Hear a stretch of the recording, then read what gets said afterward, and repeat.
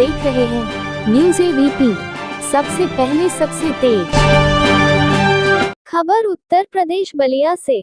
बलिया के गुरुद्वारा में पावन प्रकाश उत्सव कार्यक्रम में शामिल हुए अल्पसंख्यक कल्याण मंत्री दानिश आजाद अंसारी। अब खबर विस्तार से। साहिब श्री गुरु गोविंद सिंह जी महाराज का पावन प्रकाश उत्सव बलिया में स्थित गुरुद्वारा में धूमधाम से मनाया जा रहा है। सोमवार को दिन में करीब 2 बजे अल्पसंख्यक कल्याण मंत्री दानिश आजाद अंसारी विशेष रूप से उपस्थित रहे और कार्यक्रम को संबोधित करते हुए गुरु गोविंद सिंह जी महाराज के योगदान को याद किया। दानिश आजाद ने कहा कि गुरु गोविंद सिंह जी ने हमें धर्म की सच्ची राह पर चलने, अत्याचार का विरोध करने और समाज में एकता बनाए रखने की प्रेरणा दी। उनके योगदान को हम कभी भूल नहीं सकते, क्योंकि उनके विचार आज भी हमारे समाज को दिशा दे रहे हैं। कहा, गुरुजी ने समाज में जो क्रांति की, वह आज भी हमारे दिलों में जीवित है।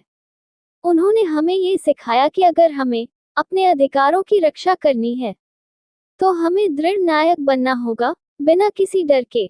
गुरु गोविंद सिंह जी के सिद्धांतों को जीवन में उतारने की प्रेरणा लेने की अपील की। इस दौरान बड़ी संख्या में श्रद्धालु मौजूद रहे। उत्तर प्रदेश बलिया से संवाददाता सुरेंद्र गुप्ता की रिपोर्ट, न्यूज़ एबीपी से। सरदार सुरेंद्र सिंह, सेक्रेटरी गुरुद्वारा प्रबंधक कमेटी बलिया।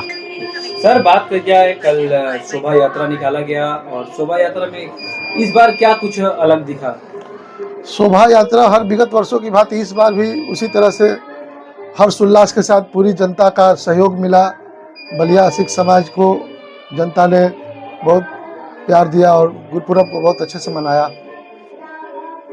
क्या कहेंगे पूरे बलियावासी की जनता के लिए और अपने समाज के लोगों के लिए? समाज द्वारा कार्यक्रम किया जाता है जिसमें जनता, पूरी बलिया की जनता का सहयोग होता है। हर समाज, हर कम्युनिटी, हर तरह की संस्थाएं सहयोग देती हैं, तो इतना बड़ा कार्यक्रम हो पाता है।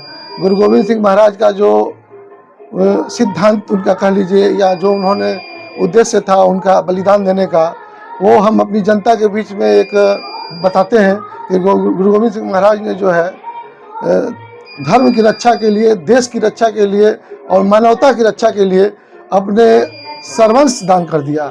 अपने पिता को बलिदान दिया, अपने बच्चों को बलिदान दिया, अपनी माता जी का बलिदान दिया और अपनी कुर्बानी दी, जो कि अपने आप में बहुत बड़ी मिसाल है, जिसका अभी तक जो है कोई नहीं मिल पाया है।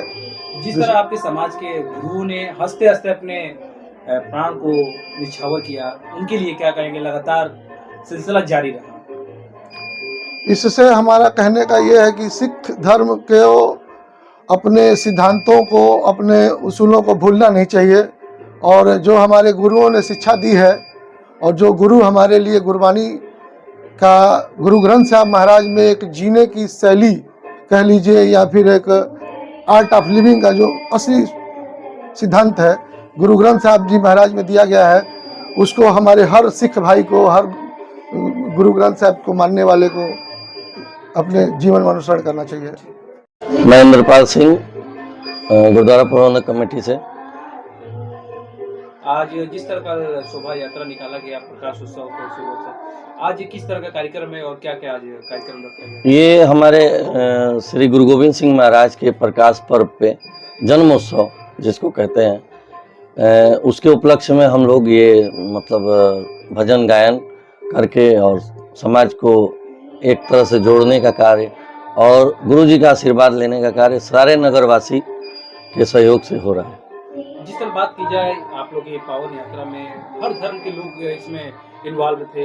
ये कहीं जाति धर्म का भेदभाव नहीं होता है, सारे लोग एक साथ होकर एक मंच पे होकर शोभा यात्रा में शामिल हुए। क्या कहेंगे, क्या इससे संदेश रहेगा? ये हम लोग के गुरुजी ने संदेश पहले से ही दिया है कि हम लोग किरत करो, बंड छको और सबको एक भाव, एक विचारधारा में, एक पंगत में बैठ के लंगर छकने का, मतलब किसी में भेदभाव नहीं है कि कोई बड़ा है कोई छोटा है, इससे कोई मतलब नहीं है। लंगर एक समान सब लोग छकते हैं और बैठ के, मतलब एक गुरुजी की प्रथा चलाई हुई है और आज पूरे विश्व में इसका मतलब वो हो रहा है।